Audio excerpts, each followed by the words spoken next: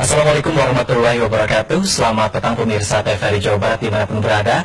Berjumpa kembali dalam program Fokus Kita edisi hari Jumat 4 November 2016. Pemirsa, Indonesia memiliki potensi dalam bidang sumber daya energi, khususnya untuk bidang listrik. Dan untuk mengupayakan berbagai hal mengenai kemandirian energi listrik, kita akan membahas upaya-upaya yang akan diinovasikan dalam mengangkat tema kemandirian energi untuk perbatasan negeri.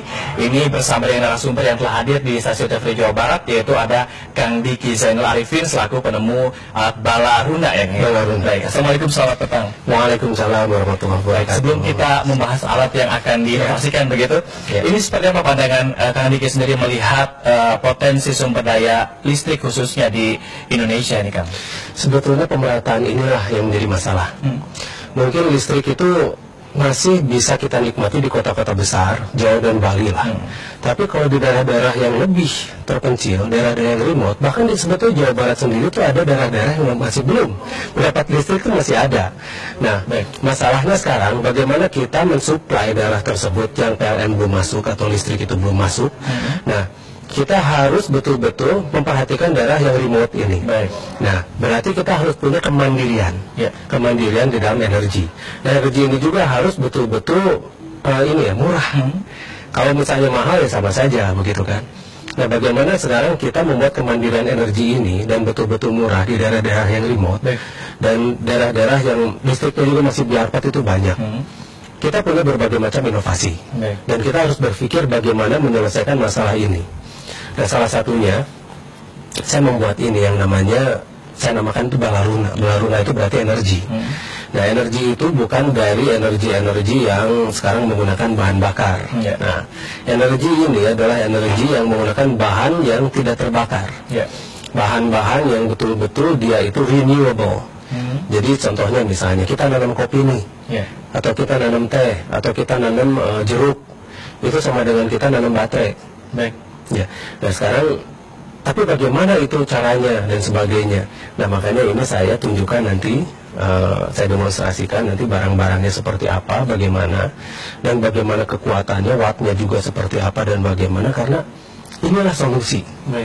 Ini solusi, tinggal bagaimana cara kita mengemas dan bagaimana cara kita membuat solusi ini bisa dinikmati oleh semua orang. Ini untuk sumber kemandirian energinya sendiri, selain dari alat ini mungkin ada contoh-contoh lain kan? Ya, selain dari alat ini ya, sebetulnya begini, seperti daun misalnya ya. Kan daun itu sebetulnya dia solar panel alami. Karena di dalam daun sendiri ada proses fotosintetik. Nah, proses fotosintetis itu yang membuat daun itu memiliki listrik. Nah, kalau misalnya kita tumbuk daun ya, kita tumbuk daun, kemudian kita pasang logam cerdas di tengahnya, kemudian kita masukkan ke sini, ini akan nyala, akan jadi baterai. Tapi kalau misalnya sekarang kita numbuk daun itu lama ya. Nah, makanya kita tunjukkan nanti yang menggunakan air saja. Air sendiri ini yang kita minum. Air ini kita minum nih. Air yang kita minum ini sebetulnya adalah listrik. Asal kita tahu cara ininya. Jadi betul-betul mau saya demokan di sini nggak apa-apa? Boleh, silahkan saya demokan saja ya. Nah, ini barusan saya minum nih. Nah, kalau misalnya ini kita masukkan, nah, tapi saya lihatin dulu ininya LED-nya. Jangan sampai nanti kita dianggap curang. Ini ada apa aja begitu? Nah, ini tuh LED, ada 5 LED di sini. Ini sengaja saya sambungkan untuk menunjukkan di sini tidak ada baterainya. Di sini tidak ada baterainya. Dan kalau misalnya ada baterai disambungkan seperti ini, nyala dong, gitu ya. Nah, dan kemudian, nah, ini saya sambungkan ke sini. Itu logam, ini logam cerdas. Ya, logam cerdas. Ini buatan saya. Nah, Senso di sini, di logam cerdas ini. Nah ini nggak nyala kan? Nah, ini nggak nyala. Karena yang kita, ini bukan sulap, bukan sihir ya. Ini science. Nah, kalau misalnya kita pegang seperti ini, kemudian kita beri dia air, kita tuangkan air. Yang bantu ya, bantu pegang. Kita tuangkan air di sini. Bentar ya, ini susah nih nuangkannya. Aduh, boleh pakai sendok mungkin kan? Sendok ya, sendok aja ya. Sedikit.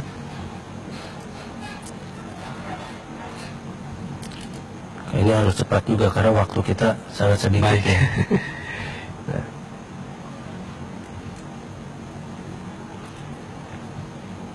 Ini sudah muncul nyala sumber-sumber cahaya dari lampunya gitu ya? Iya, sudah mulai nyala. Baik. Nah, ini sudah mulai nyala. Dan ini akan terus lebih terang lagi kalau misalnya kita biarkan saja dulu. Nah, baik. Ini satu contoh ya, ini dari air minum biasa. Baik. Nah ini sudah mulai nyala tuh kan. Nah ini. Jadi kalau bisa dilihat di kamera itu sudah ada cahaya begitu ya. Cahaya semula belum ada begitu. Iya, semula nggak ada. Nah ini. Nah ini bisa kita kembangkan lebih lanjut lagi. Dan kalau misalnya kita tambah juga bisa. Ini kita tambah yang lain bisa. Nah, terus ini baru satu contoh. Satu contoh. Sebetulnya masih banyak lagi contoh-contoh lain kemandirian energi itu. Ini baterai thorium. Boleh. Silakan disimulasi. Nah, ini baterai thorium. Ini sudah nyala selama 2 tahun lebih. Baik. Ini tanpa dicas. Oke. Nah ini sudah nyala selama 2 tahun lebih tanpa dicas. Nah ini untuk dayanya sendiri itu dayanya bisa diatur. Oh, bisa diatur ya. Nah ini salah satu contoh dari baterai thorium. Untuk sementara baru 2 tahun. Thorium sendiri umurnya itu 27.878 tahun. Cukup lama begitu ya? Bukan cukup lama ya, sangat lama. Kalau kita nunggu, waduh, cilaka 12. Nah, tapi yang jelas begini. Ini sengaja saya lihatin ini, karena sebetulnya untuk solusi energi itu di mana-mana ada. Thorium sendiri, ini baterai pertama thorium di dunia loh ini. Ya. Ini penemuan saya juga. Nah terus kemudian kalau misalnya kita nanti, ini baterai kecil ini, kalau misalnya nanti kan untuk di daerah-daerah dan sebagainya itu kan butuh penerangan dan sebagainya. Dengan baterai kecil seperti ini nyalanya juga cukup terang. Baik, ini sudah sangat tidak ada sambungan listrik ke ini ya? Tidak ada. Nah ini semuanya betul-betul bisa sumbernya aplikatif dari sumber sendiri. Ini ada apa saja Kang? Nah ini macam-macam. Ini ada sebetulnya ada satu litiumnya, dan campuran-campuran lain yang di dalam. Nah itu biasanya digunakan untuk keperluan apa kalau misalkan diaplikasikan ke kehidupan sehari-hari? Untuk kerja. Nah ini salah satu untuk kerja. Nah ini salah satunya lagi. Misalnya kita buat ini, kita bikin untuk kerja. Misalnya orang-orang kalau misalnya ingin kerja bisa langsung kerja. Ini juga bisa untuk menyalakan TV, kulkas, AC dan sebagainya. Dan untuk lampu jalan PJU, ini juga bisa kita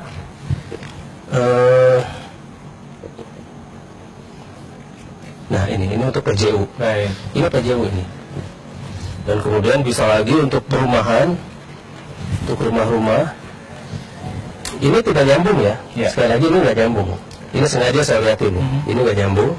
Tidak ada sambungan. Menuju ke listrik begitu. Menuju ke listrik, langsung bisa nyala.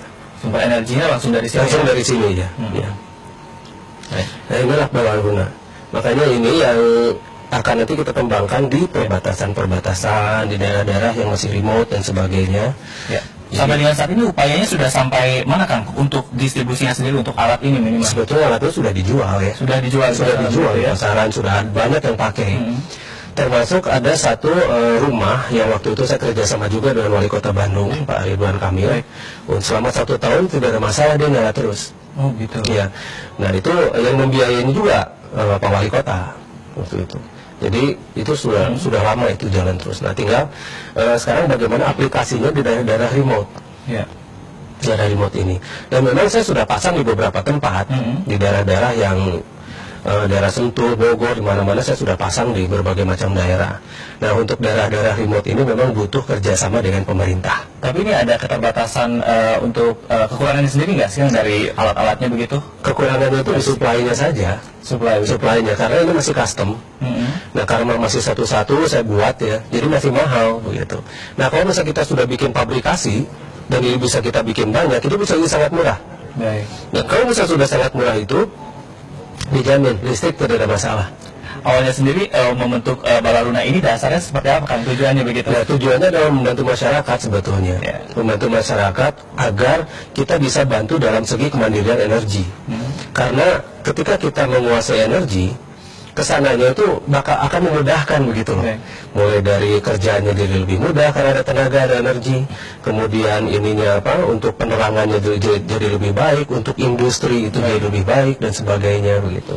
Baik, untuk kerangka kerjanya sendiri dalam pengaplikasian ke beberapa daerah, ada batasan-batasan tersendiri nggak kan untuk karakternya dari setiap daerah begitu? Ya, tergantung daerah juga sih ya. Kalau misalnya untuk daerah gunung mungkin kita akan menempatkan dan seperti bagaimana, ya kan.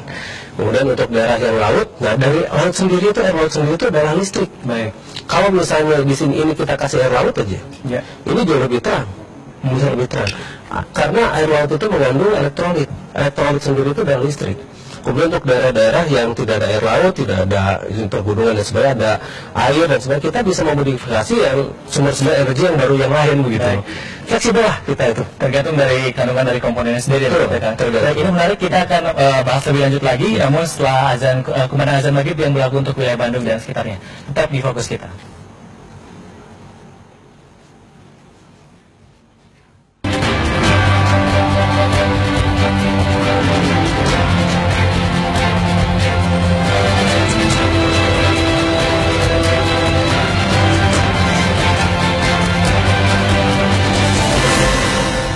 Ya saudara, Anda kembali menyaksikan Fokus Kita dan kami ucapkan selamat menunaikan ibadah sholat maghrib bagi Anda kaum muslimin dan muslimah. Dan tadi kita sudah membahas beberapa bahasan tentang alat-alat yang sudah diinovasikan oleh Kang Diki ya. Sekarang kita lebih melihat ke depannya untuk sosialisasi sendiri agar masyarakat ini bisa teraplikasikan dari beberapa alat-alat ini gitu untuk masyarakat seperti apa. Ya, begini. Kita ingin mensosialisasikan ini sekaligus ingin membuat masyarakat bisa membuatnya. Jadi kita akan membuat vendor-vendor yang ada di masyarakat. Jadi kita akan membuat masyarakat itu bisa membuat dan sekaligus bisa menjual ini. Ya, baik. Terutama untuk daerah-daerah yang remote di perbatasan-perbatasan negeri ini ya. Di perbatasan kita itu betul-betul ini harus dibantu dalam segi energi. Makanya kita akan betul-betul menciptakan sandang, pangan, papan, energi secara mandiri. Karena ketika energi ada, pertanian lebih mudah. Kemudian peternakan juga lebih mudah. Dan kebetulan kita juga, bukan kebetulan ya, kita juga punya teknologi pangan. Kita juga punya teknologi peternakan dan sebagainya. Semua teknologi kita ada. Tinggal bagaimana membagikan dan meratakannya di masyarakat agar mereka semua bisa mandiri. Nah memang ini akan kita patenkan dulu agar tidak dipateni. Karena nanti masyarakat itulah yang akan nanti memproduksi sendiri, mereka akan jadi vendor. Jadi masyarakat di kita itu semua akan memiliki pekerjaan. Ini yang sekarang sedang kita lakukan, terus kita lakukan. Dan kemudian soal thorium sendiri kan, ini kan baterai thorium pertama di dunia. Nah kita selama ini diberitakan bahwa thorium itu mengandung radiasi dan sebagainya. Ini ternyata tidak mengandung radiasi dan kita bisa membuktikan thorium itu aman. Ketika jadi baterai aman. Bahkan kalau misalnya ini dijadikan pakan ayam juga tidak ada masalah. Pernah kita coba itu dan aman, betul-betul aman. Tetap ayam tidak berubah jadi hijau begitu. Untuk tahapan dalam kalangan kerja sendiri mungkin Kang Diki juga dibantu dengan pihak-pihak lain yang bekerja sama begitu. Iya. Seperti apa? Memang begini, kita punya tim memang. Kita punya tim untuk menyebarkan ini semua. Tapi timnya memang dari kita. Kerjasama dengan pemerintah ini on progress, sedang berjalan. Dan mudah-mudahan dalam waktu dekat kita bisa action, kita bisa sama-sama bergandengan tangan dengan pemerintah, agar terutama kita akan membangun daerah-daerah yang perbatasan dulu. Perbatasan kita akan jadikan halaman depan, begitu loh. Karena di perbatasan inilah masyarakat kita itu harus maju. Jangan sampai nanti perbatasan geser. Nah, ini yang berbahaya. Jadi kita akan membuat di perbatasan itu menjadi halaman depan kita. Kita akan membuat semua majulah. Sandang, pangan, papan, energi itu semua maju dari perbatasan dulu, dari pinggir ke kota. Nanti kebalik nanti dari pinggir ke kota. Bukan dari kota ke pinggir. Tapi dari pinggir ke kota terus maju ke sini. Jadi pemerataan itu akan terjadi. Tidak seperti sekarang tersentralisasi di kota saja. Makanya nanti menemui saya itu susah. Ini untuk tingkat kebutuhan listrik sendiri pada masyarakat, khususnya di perbatasan negeri, seperti apa, Kang? Di sana sangat penting ya, karena banyak sekali daerah-daerah yang belum dapat listrik, Jadi ada juga listrik mereka pakai genset rame-rame, dan berapa biayanya, bayangkan. Bahan bakarnya juga jauh kan ke dalam itu. Nah, kalau ada ini solusi itu bisa dari apa saja di sana. Ada air, pakai air. Ada daun, pakai daun. Nah, tapi kita akan sesuaikan dengan masyarakat di sana. Kita juga tidak bisa langsung langgar begitu saja. Di sana juga ada adatnya, ada istiadatnya. Untuk masyarakat sendiri ini untuk belajarnya seperti apa, Kang? Mungkin bisa diinfokan untuk kursusnya sendiri, mungkin akan ada semacam melatih seperti itu untuk pembuatan alat-alatnya. Ya, contohnya saya sudah bikin kursus untuk membuat bahan bakar dari air. 3 cara mudah membuat bahan bakar dari air. Itu pernah saya kursuskan, dan itu akan terus saya ajarkan ke masyarakat bagaimana cara memecahkan molekular air sehingga bisa menjadi bahan bakar. Ini bukan pengirit bahan bakar ya, tapi pengganti. Nah, nanti biar masyarakat juga bisa memasak pakai air dan sebagainya.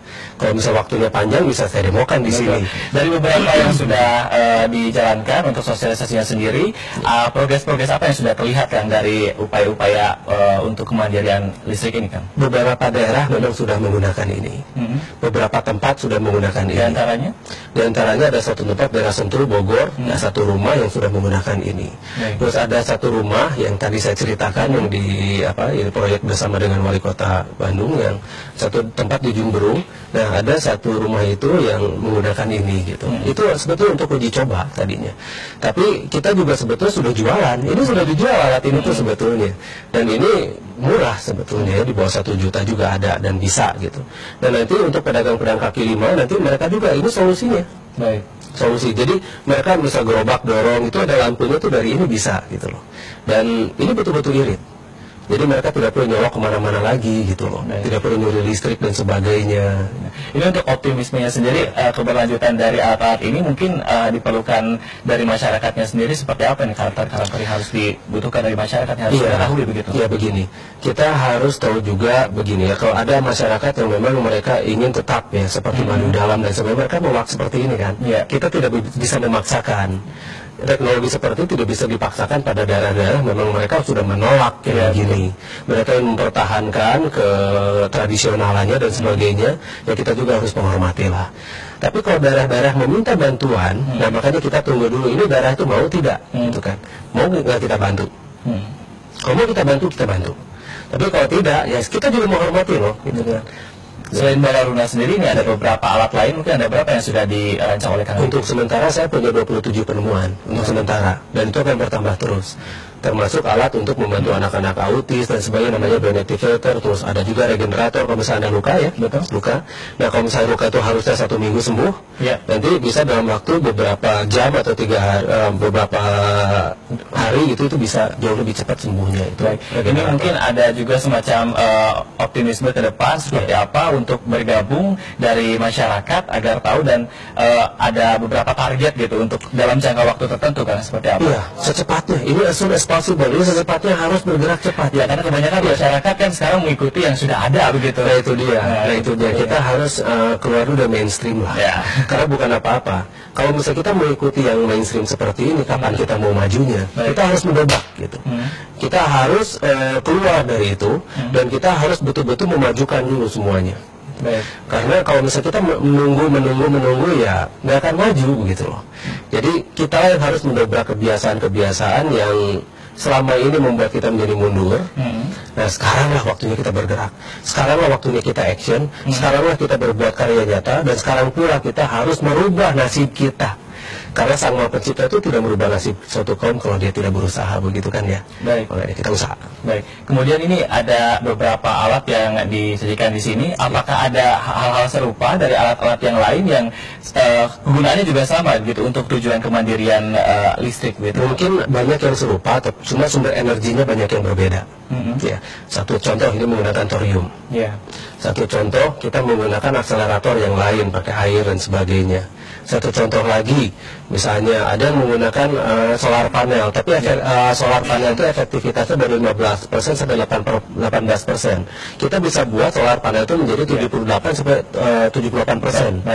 Nah, itu teknologi yang kita modifikasi. Ya, baik. Ini terakhir untuk di Jawa Barat sendiri, perbatasan Jawa Barat seperti apa, Kak? Sudah ada untuk inovasinya sendiri dari Kementerian Listrik ini? Silakan disampaikan dengan himbauan juga kepada masyarakat agar lebih teredukasi, kan? Iya, begini. Untuk masyarakat di Jawa Barat, yang saya ketahui juga itu ada beberapa daerah yang memang belum listrik masuk. Nah, disinilah kita sekarang ingin membantu, sekaligus ingin mengajak pada masyarakat semua agar mari kita sama-sama membangun daerahnya dengan kemandirian energi. Setelah kita bisa memandirikan energi, kita akan membangun lagi dengan kemandirian pertanian, kemandirian peternakan, sandang pangan papan energi secara mandiri. Nah, di sanalah kedaulatan rakyat itu dan keadilan sosial bagi seluruh rakyat Indonesia bisa tercapai. Nah, makanya inilah tugas kita bersama agar kita bisa mandiri. Ya, tugas kita bersama pula agar kita bisa sama-sama membangun negara ini dan nanti kita akan lalu membangun dunia sebagai khalifah fil ard. Baik, terima kasih Kang Diki atas waktunya di studio TVRI Jawa Barat. Semoga juga masyarakat dapat teredukasi untuk ramah lingkungan dan sumber energi listrik tentunya. Pemirsa, demikian dialog fokus kita hari ini. Saya Gil Hafizi beserta seluruh kerabat kerja yang bertugas mengucapkan terima kasih atas perhatian dan kebersamaan Anda. Wassalamualaikum warahmatullahi wabarakatuh dan sampai jumpa.